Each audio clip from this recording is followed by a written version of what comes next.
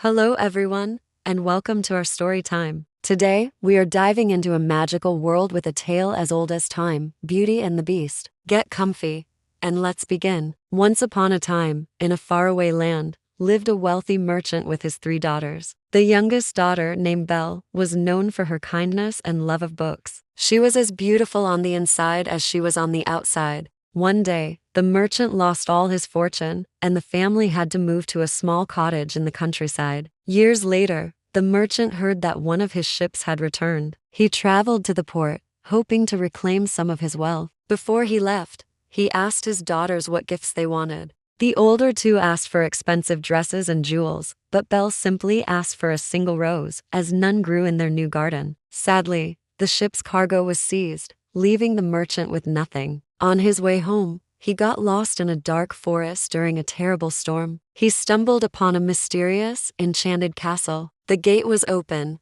so he went inside. He found a table laden with food and a warm fire, but no one was there. He ate, rested, and the next morning, as he was leaving, he saw a beautiful rose garden. Remembering Belle's wish, he plucked a single rose. Suddenly, a fearsome beast appeared. "You've enjoyed my hospitality, yet you steal my most precious possession," he roared. The terrified merchant begged for his life, explaining it was for his daughter. The beast made a deal. The merchant could go free, but he must send one of his daughters to live in the castle. When the merchant returned home and told his daughters what happened, Belle, feeling responsible, bravely volunteered to go. She said goodbye to her family and journeyed to the enchanted castle. To her surprise, the beast treated her not as a prisoner, but as a guest. He gave her beautiful rooms and told her she was the mistress of the castle. Every evening they would dine together. He was gruff, but Belle could see a gentleness in his eyes. He would ask her every night,